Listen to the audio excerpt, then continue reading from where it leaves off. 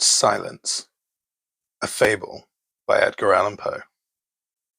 The mountain pinnacles slumber, valleys, crags, and caves are silent. "Listen to me," said the demon, as he placed his hand upon my head. "The region of which I speak is a dreary region in Libya, by the borders of the river Zaire, and there is no quiet there, nor silence. The waters of the river have a saffron and sickly hue, and they flow not onward to the sea, but palpitate for ever and forever beneath the red eye of the sun with a tumultuous and convulsive motion. For many miles on either side of the river oozy bed is a pale desert of gigantic water lilies. They sigh one unto the other in that solitude, and stretch towards the heaven their long and ghastly necks, and nod to and fro their everlasting heads. There is an indistinct murmur which cometh out from among them like the rushing of subterrene water, and they sigh one unto the other. But there is a boundary to their realm, the boundary of the dark, horrible, lofty forest.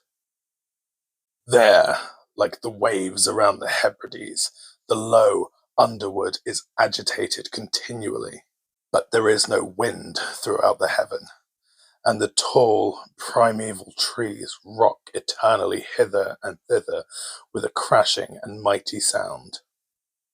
From their high summits, one by one, drop everlasting dews, and at the roots strange poisonous flowers lie writhing in perturbed slumber. Overhead, with a rustling and loud noise, the grey clouds rush westwardly forever until they roll, a cataract, over the fiery wall of the horizon. But there is no wind throughout the heaven, and by the shores of the river Zaire there is neither quiet nor silence. It was night, and the rain fell, and, falling, it was rain, but, having fallen, it was blood. And I stood in the morass among the tall lilies, and the rain fell upon my head, and the lilies sighed one unto the other in the solemnity of their desolation.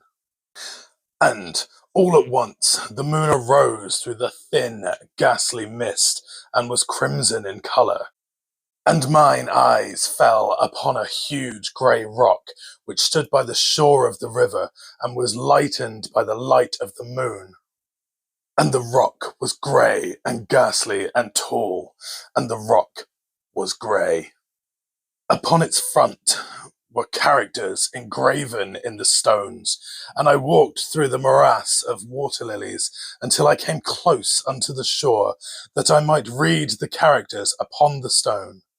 But I could not decipher them, and I was going back into the morass when the moon shone with a fuller red, and I turned and looked again upon the rock and upon the characters, and the characters were desolation. I looked upward, and there stood a man upon the summit of the rock, and I hid myself among the water lilies, that I might discover the action of the man. And the man was tall and stately in form, and wrapped up from his shoulders to his feet in the toga of old Rome. And the outlines of his figure were indistinct, but his features were the features of a deity, for the mantle of the night, and of the mist, and of the moon, and of the dew had left uncovered the features of his face. His brow was lofty with thought, and his eyes wild with care, and in a few furrows upon his cheek I read the fables of sorrow and weariness, and disgust with mankind, and a longing after solitude. The man sat up upon the rock, and leaned his head upon his hand, and looked out upon the desolation.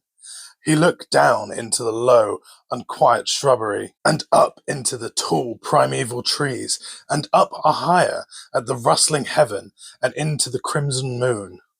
And I lay close within the shelter of the lilies, and observed the actions of the man, and the man trembled in the solitude. But the night waned, and he sat up upon the rock. And the man turned his attention from the heaven and looked out upon the dreary river Zaire, and upon the yellow ghastly waters, and upon the pale legions of the water lilies. And the man listened to the sighs of the water lilies, and to the murmur that came up from amongst them. And I lay close within my covert and observed the actions of the man. And the man trembled in the solitude, but the night waned, and he sat upon the rock. Then I went down into the recesses of the morass, and waded afar in among the wilderness of the lilies, and called upon the hippopotami which dwelt among the fens in the recesses of the morass. And the hippopotami heard my call, and came with the behemoth unto the foot of the rock, and roared loudly and fearfully beneath the moon. And I lay close within my covert, and observed the actions of the man. And the man trembled in the solitude, but the night waned, and he sat upon the rock. Then I cursed the elements with the curse of tumult, and a frightful tempest gathered in the heaven, where before there had been no wind. And the heaven became livid with the violence of the tempest, and the rain beat upon the head of the man, and the floods of the river came down, and the river was tormented into foam, and the water lilies shrieked within their beds, and the forest crumbled before the winds, and the thunder rolled, and the lightning fell, and the rock rocked to its foundation. I lay close within my covert, and observed the actions of the man. And the man trembled in the solitude, but the night waned, and he sat upon the rock. Then I grew angry and cursed with the curse of silence, the river and the lilies, and the wind and the forest, and the heaven and the thunder, and the sighs of the water lilies. And they became accursed, and were still.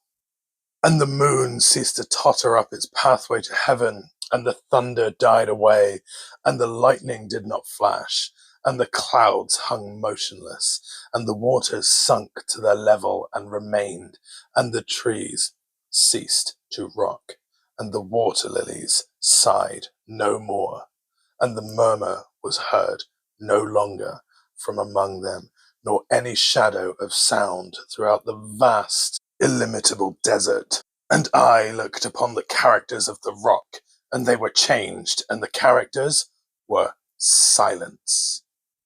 And mine eyes fell upon the countenance of the man, and his countenance was one with terror.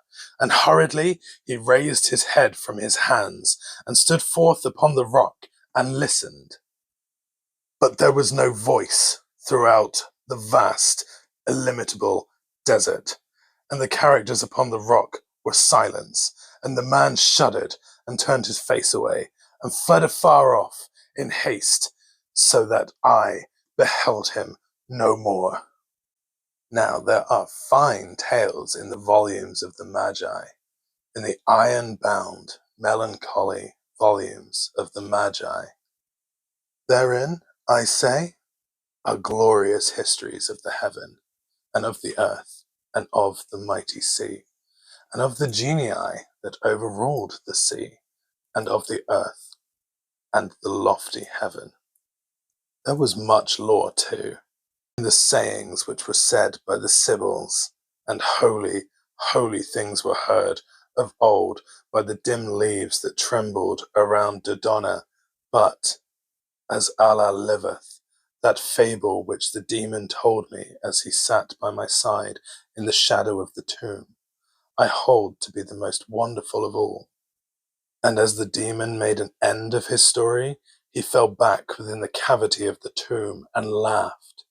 And I could not laugh with the demon, and he cursed me because I could not laugh. And the lynx, which dwelleth forever in the tomb, came out therefrom, and lay down at the feet of the demon, and looked at him steadily in the face. And this concludes tonight's reading of Edgar Allan Poe. As always, please don't forget to like and subscribe, and I hope that once again you enjoyed it and that you will join me for another very soon.